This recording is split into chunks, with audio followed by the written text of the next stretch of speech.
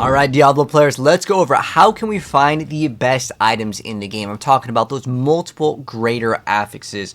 Well, in Season 9, there's actually a new method that is pretty good, especially if you want to try to get your aspects up. You can climb higher up in the pit, and there's supposed to be better drops, but honestly, strong rooms are kind of a key area that would be brand new. But the number one spot, guys, is going to remain the same, and that is simply just going on to trade websites or discords and actually getting the exact item that you want, because there's hundreds and hundreds of items that are already perfect for your build, ready to go. But this whole video is going to save you some time. It's not just, hey, go to this trade website. That's where you go to get your best items. I'll show you guys, if you guys do want to play the game, the current best methods as well.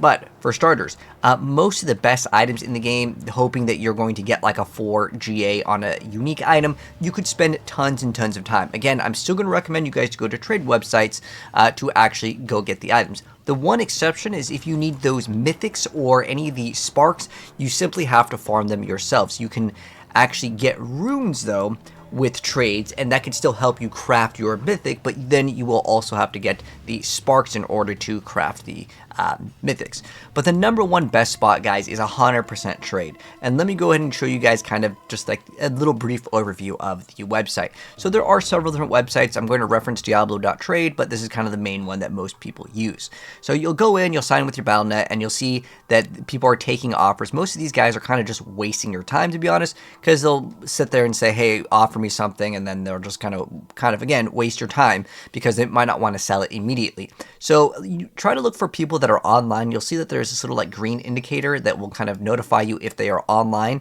and if they are red, it means that they are offline. But sometimes, don't worry, sometimes they're still online. It's just like the website doesn't always track everything perfectly.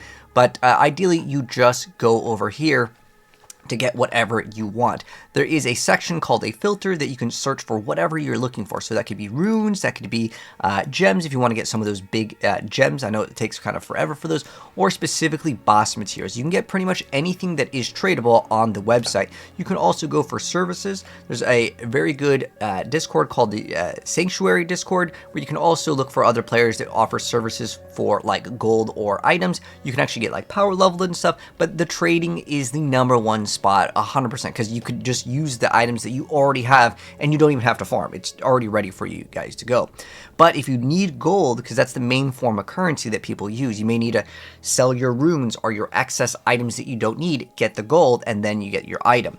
But you can also get aspects. This is a great way where you guys can actually get aspects for whatever build that you're playing. Maybe you need that specific number and you want to get an upgrade that way, because some of these aspects, they are quite rare. It will still help your character get really, really strong. In fact, some builds can go up in total like 100x damage, because all these numbers slowly add up. 20x here, 20x here, and especially if you're running a two-handed, this adds up quite a bit. So get the aspects. Also, if you drop a perfect rolled aspect for something like the Hydra build or something, these could go for billions and billions of gold. So make sure that you also check your aspects. It's not just the item itself. But most of the time, 1 GA items are pretty much farmable for most people, and I'll talk about that in a moment. But the ideal goal when you are buying items on the trade website is usually 2 to 4 greater affixes. And the reason why is because you can generally get 1 greater affix items by just playing the game, especially if you use your obols. That is a great way to also acquire upgrades and getting the best things in the game.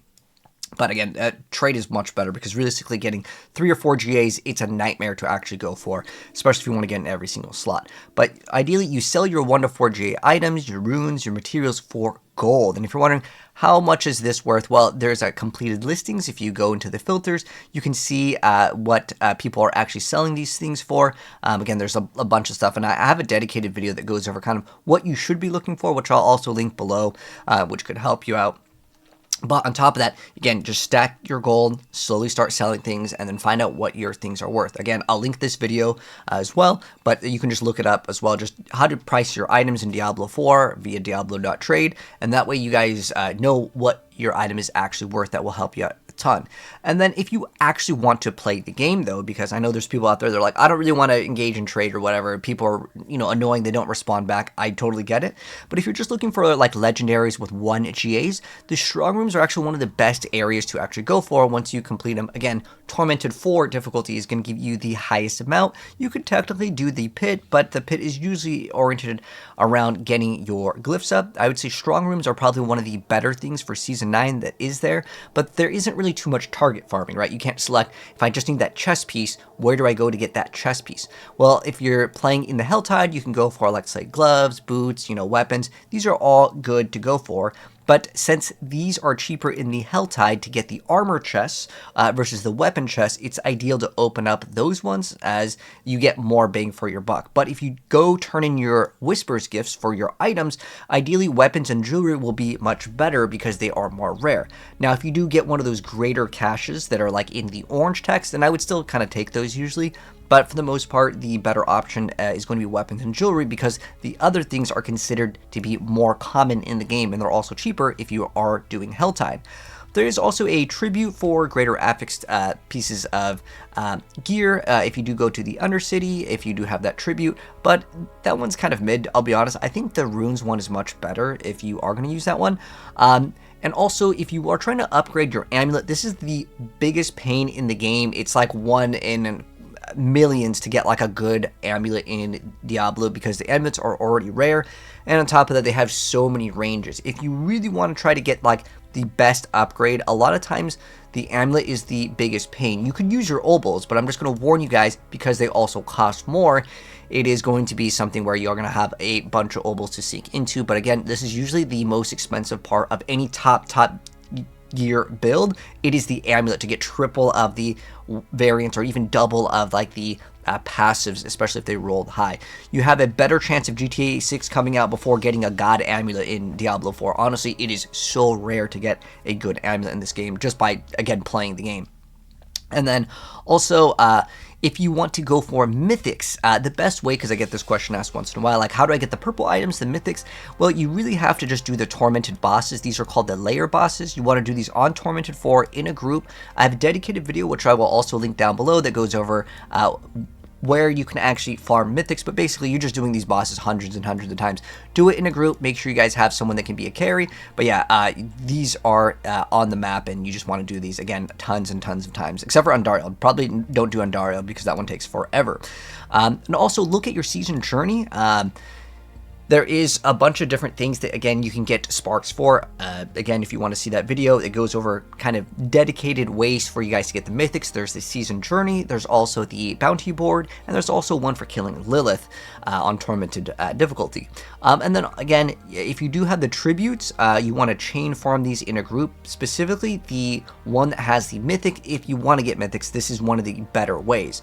Now, if you are trying to get like the best gear, specifically the like materials to craft, specifically the runes, because that kind of ties into getting the best gear, which are the mythics, right? But if you are trying to farm uniques, this is also getting kind of like 2 for 1 here, because the only way I would say that you're getting consistent good runes is in the Undercity, as well as just doing the tormented bosses again and again. And there is a really good loot table cheat sheet. Like if you're trying to get, like, let's say for example, you're playing Druid, right? There's that new Rotting Lightbringer item here, right?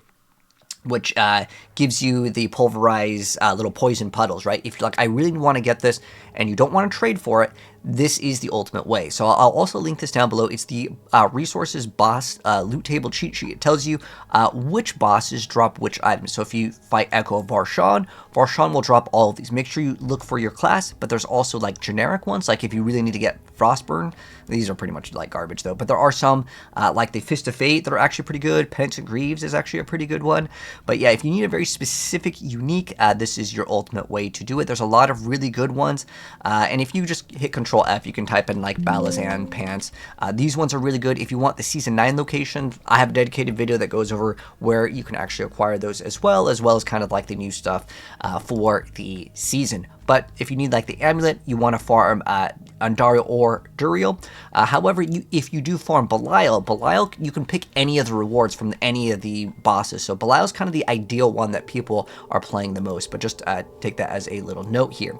Now, as far as it goes, if you cannot get a very specific item and I'm live streaming, I can usually tell you where that item actually is. But if you're just like, I just need a very specific legendary, there's not like a very specific area that drops that said legendary. The uniques are kind of the exception, as well as mythics. Again, Tormented for the bosses is what you want to be doing if you want to get mythics. But if you want uniques, you need to look at which boss drops what. And also, this is a very frequently asked question to get the mythic items.